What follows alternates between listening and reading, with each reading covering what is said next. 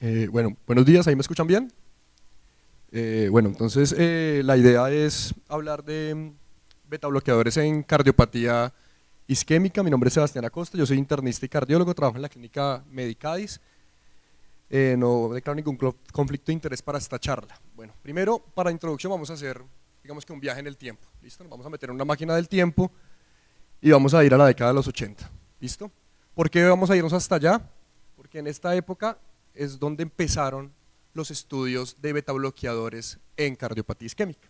Entonces, en el año 81 salen dos artículos muy importantes, ¿sí? Uno noruego y otro sueco, donde nos hablaron del timolol en la reducción de mortalidad y reinfarto en pacientes que tuvieron un infarto agudo del miocardio. Fueron 1884 pacientes, a 939 les daban placebo, a 945 les daban timolol. Los pacientes que recibían placebo tuvieron 16% de muerte, los pacientes que tuvieron timolol solo 10% y se redujo también la tasa de infartos de 20 a 14 comparado con 14% en timolol. Lo que, pues digamos que la conclusión de ese estudio fue que el beta bloqueador timolol redujo la mortalidad en un 44% versus el placebo. Después sale un poquito más adelante en el Lancet este estudio sueco de 1.395 pacientes, placebo versus metoprolol, muertes en placebo 8 a 9%, muertes en metoprolol 5 a 7% y reducción de mortalidad 36% a favor del metoprolol. Entonces, pues los betabloqueadores, la machera, son lo máximo para prevención de reinfartos y mortalidad postinfarto. El año siguiente, en el año 82, sale este que es mucho más grande en el JAMA, que es el estudio BAT, que fueron 3.837, sobre todo en pacientes de Estados Unidos. 1916 pacientes recibieron placebo, 1900 recibieron propanolol. Acá vemos la gráfica del estudio original donde mostramos que las muertes con propanolol fueron 7.2 versus 9.8 en placebo, lo que digamos que este fue el estudio que terminó de consolidar los betabloqueadores en este momento, pues digamos metoprolol, timolol y propanolol como el tratamiento, digamos que principal para prevenir digamos sobre todo falla cardíaca y mortalidad en los pacientes que han tenido un infarto reciente. Entonces esos fueron, digamos que estudios supremamente importantes. ¿En qué se basa, digamos que el hecho de usar betabloqueadores en cardiopatía isquémica? ¿Cuál es como la teoría fisiopatológica para eso? Entonces, pues el bloqueo del beta receptor lo que va a producir es una disminución en la frecuencia cardíaca, lo que va a también llevar a una disminución en la contractilidad, de la presión arterial y del gasto cardíaco, lo que lleva a un aumento del tiempo de llenado diastólico, que es donde se perfunden las coronarias, y una reducción en la demanda de oxígeno y un aumento en la perfusión coronaria, lo que en teoría esos son los efectos antiisquémicos de los beta bloqueadores. ¿Qué problema tenemos con que esto fuera en 1980 y en la década de los 80? Pues que en esta época pues todavía no había angioplastia, ¿sí? La angioplastia con stents de metal, la primera fue en el 86 y más o menos la FDA la aprobó en el 91, obviamente tampoco habían stents medicados que fueron hasta más o menos el 2003, no hay inhibidores de P2Y12, no sabían que existía el clopidogrel, el prasugrel, el ticagrelol, nada de eso. Tampoco estaban apenas empezando los estudios con liecas, con el anapril y con el captopril. Claramente no habían inhibidores de agonistas de receptores de mineralocorticoides, no había sacubitril valsartán, no había inhibidores de SGLT2, no había biomarcadores, no había troponina, no había NT-proBNP, no había ni siquiera cómo hacer una medición, digamos que correcta de una fracción de eyección, y fue previo a la era de reperfusión coronaria.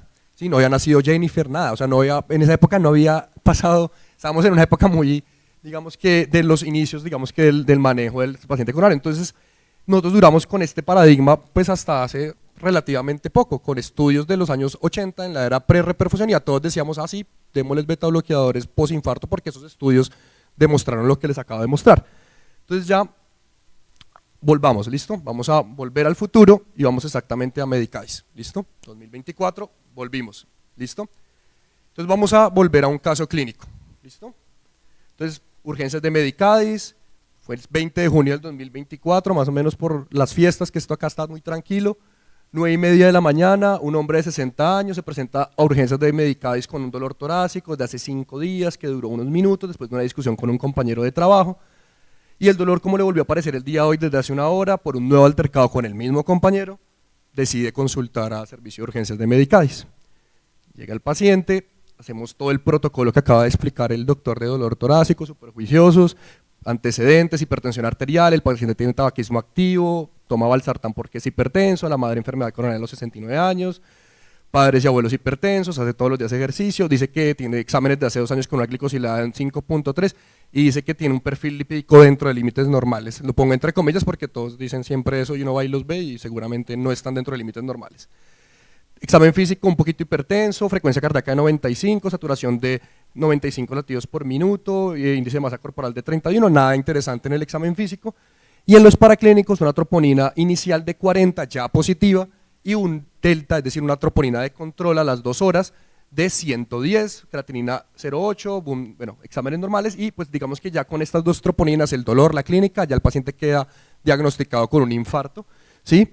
Este es el electro pues muestra trastorno de repolarización en la cara inferior y ya con troponinas, dolor torácico, este electro, diagnóstico, infarto sin elevación del ST, le hacemos el ecocardiograma, este es el ecocardiograma, fracción de eyección de 64%, sin trastornos de la contractilidad, sin valvulopatías relevantes, la aurícula es de tamaño normal, baja probabilidad de hipertensión pulmonar, es decir, un eco normal.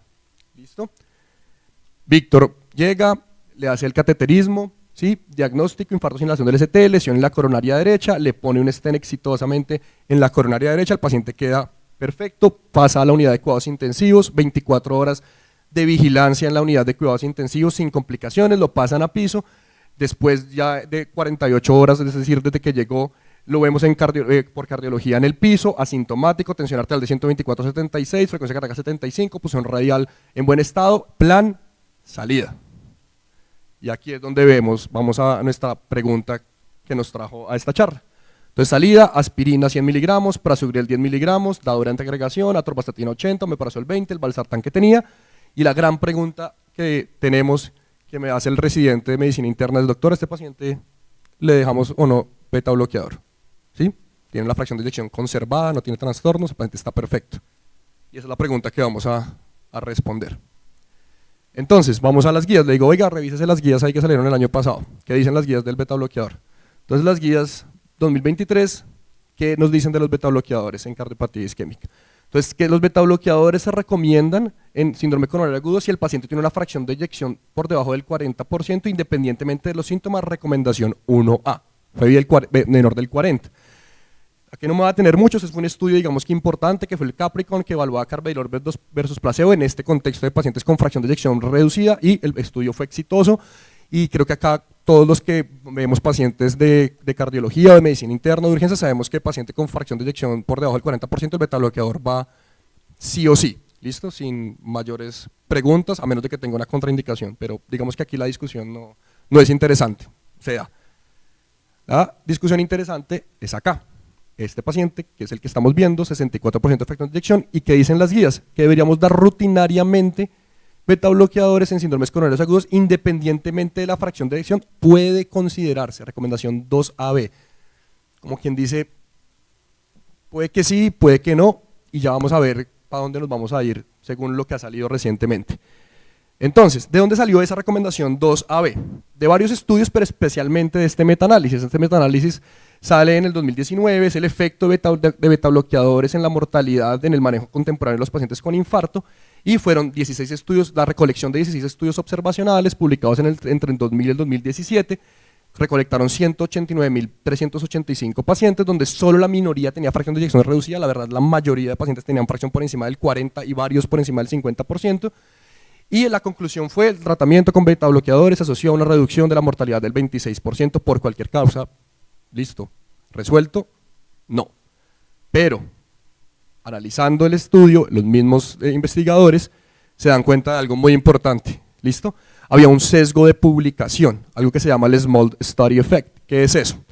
Lo que ellos decían es que esos artículos que sacaron, la acumulación de varios, digamos que de varios estudios pequeños que tenían un efecto muy grande a favor de los beta bloqueadores, digamos que como que tenía un efecto en el metaanálisis y arrastraba todo a que fuera digamos que un resultado favorable. Al darse cuenta de esto y ajustar los resultados del estudio a ese sesgo de Small Study, se daban cuenta que el efecto de los beta bloqueadores desaparecía cuando se ajustaba por ese sesgo. Por lo tanto, la conclusión de ese metaanálisis fue: se necesitan estudios clínicos aleatorizados grandes, no podemos tomar una decisión todavía con respecto al uso de estos beta bloqueadores. Entonces estamos completamente sesgados. Ese era como el gran, digamos que resumen de de ese metaanálisis.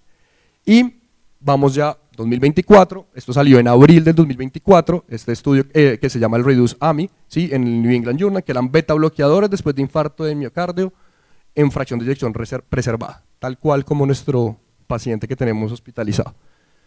Entonces, ¿cómo fue este estudio? Este estudio fueron 5.020 pacientes entre el 2017 y el 2023, la mayoría eran de Suecia. Fue digamos que un 1 a 1, es decir, grupo beta bloqueador al menos les tenían que dar 100 miligramos de metoprolol o 5 miligramos de bisoprolol, y al grupo pues, que no le daban beta bloqueador, pues no, que no tuviera beta bloqueador, tenían que haber tenido un infarto en los siguientes 1 a 7 días posterior al infarto, y el seguimiento fue a 3.5 años. El eco tenía que sí o sí tener la fracción de eyección por encima del 50%, tenía que tener enfermedad coronaria obstructiva al menos del 50%, y el criterio de exclusión mayor, pues indicación que tuviera alguna indicación adicional al beta bloqueador, no sé, FA o algo así, pues salía porque tenía que tener beta bloqueador, o que tuviera una contraindicación para el beta bloqueador.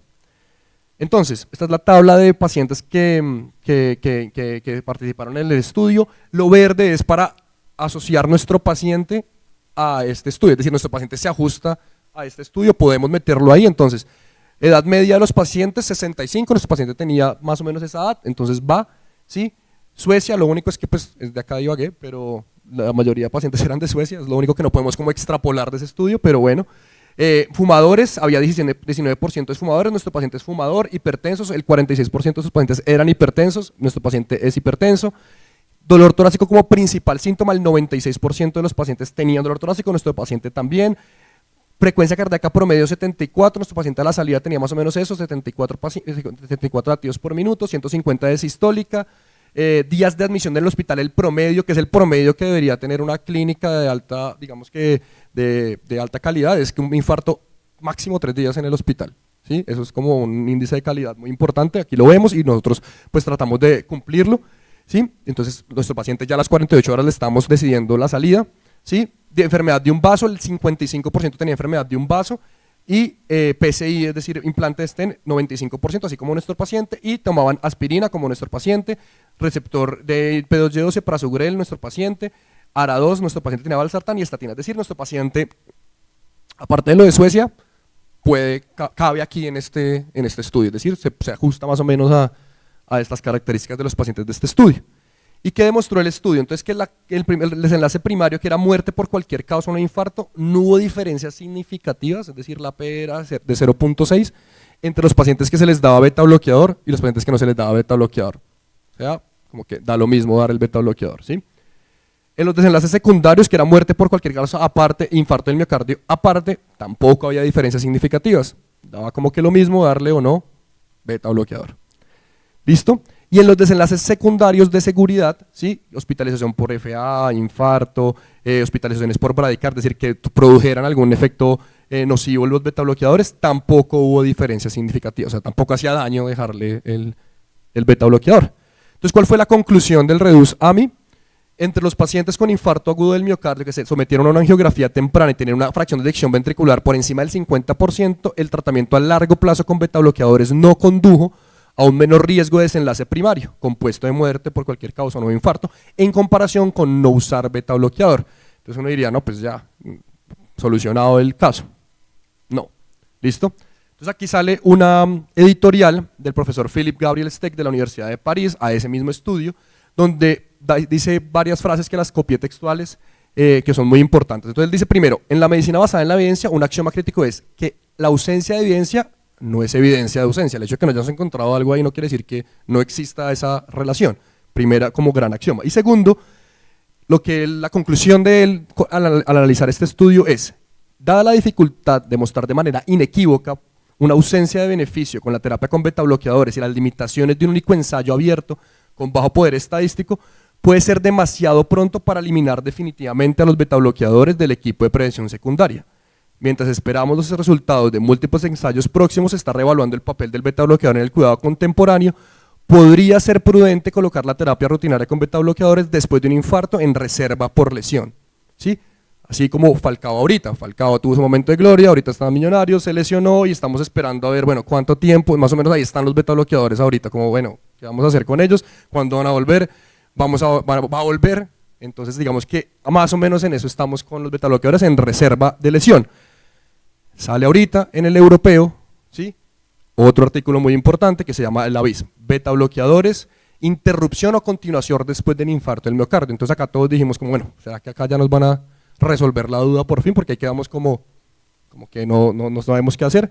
Entonces este estudio que evaluó, fueron 3.698 pacientes entre 2018 y 2022 en Francia, utilizando digamos que el algoritmo PROF, que es un estudio prospectivo, aleatorizado, abierto, desenlace ciego. Y era un estudio de no inferioridad, esto es importante, un estudio de no inferioridad, no era de superioridad ni nada de eso, sino de no inferioridad, de desenlace primario de combinación de muerte, infarto no fatal, stroke y hospitalización.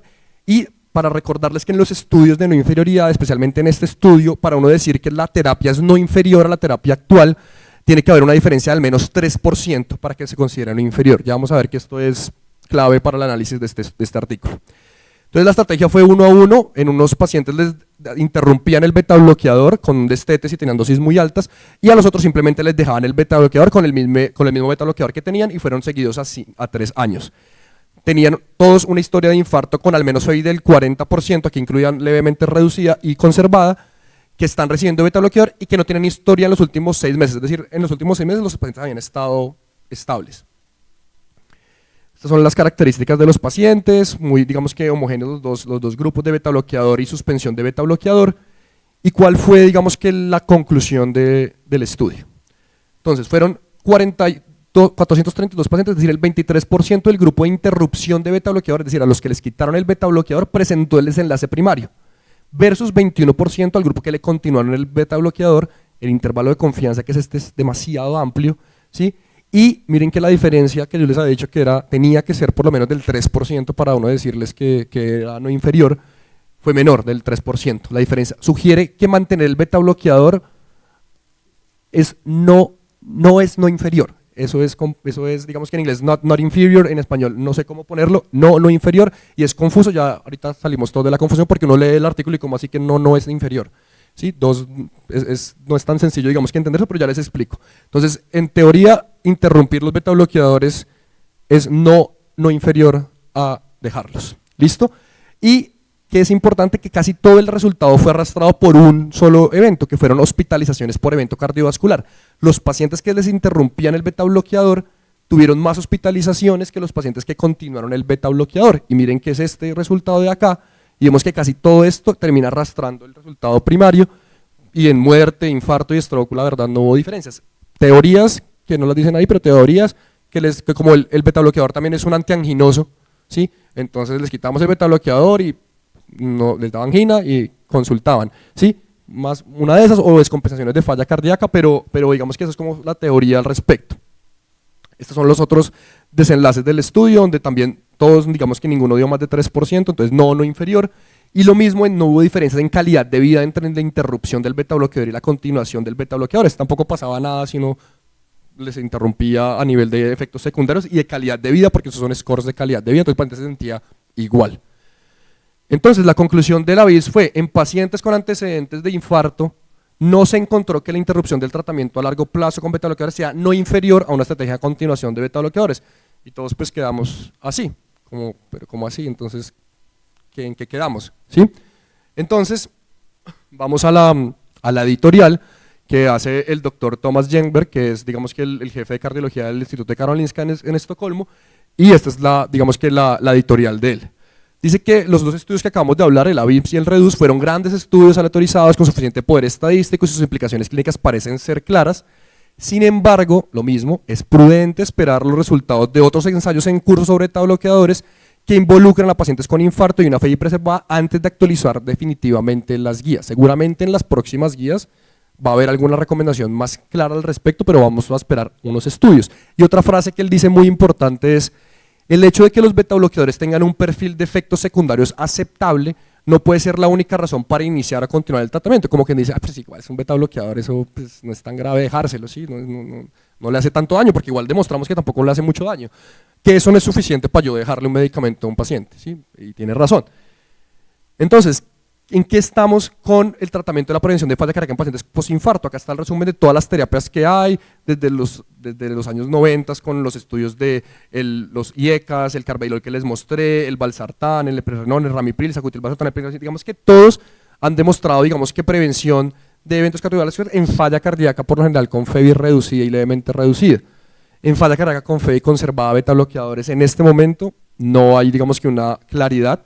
Estamos esperando los resultados del Reboot, que sale en el 2025, del Betami, que sale a final de año, del Danblock, que es danés, en 2024, que era el aviso, ya salió y les mostré, y el Smart Decision, que sale en el 2026. Conclusiones, ¿sí? Entonces, el uso de beta bloqueadores en cardiopatía isquémica en pacientes con FEBI reducida está indicado, ahí sí no hay ninguna discusión, nadie va a discutirles que le pongan un beta bloqueador a un paciente con FEBI del 35%, ¿sí? El uso de beta bloqueadores en cardiopatía isquémica en pacientes con FEBI levemente reducida, entre 40 y 49, aún hay incertidumbre, y en estos estudios la verdad estaban poco representados esos pacientes. Y el uso de beta bloqueadores en cardiopatía isquémica en pacientes con FEBI conservada, aún hay incertidumbre, pero hay una esperanza y hay que cruzar los dedos para ver si con los estudios que les acabo de mencionar, el Reboot, el Betami, el Danblock y el Smart Decision, encontramos, digamos, que una respuesta definitiva, y seguramente en el segundo simposio de intervención cardiovascular pues ya les tendré la respuesta, porque ya saldrían estos estudios y pues ya podría de pronto decirles, miren, sí, ya la recomendación subió de 2A a 1A o no, o simplemente seguimos en las mismas incertidumbre. Muchas gracias y qué preguntas tienen.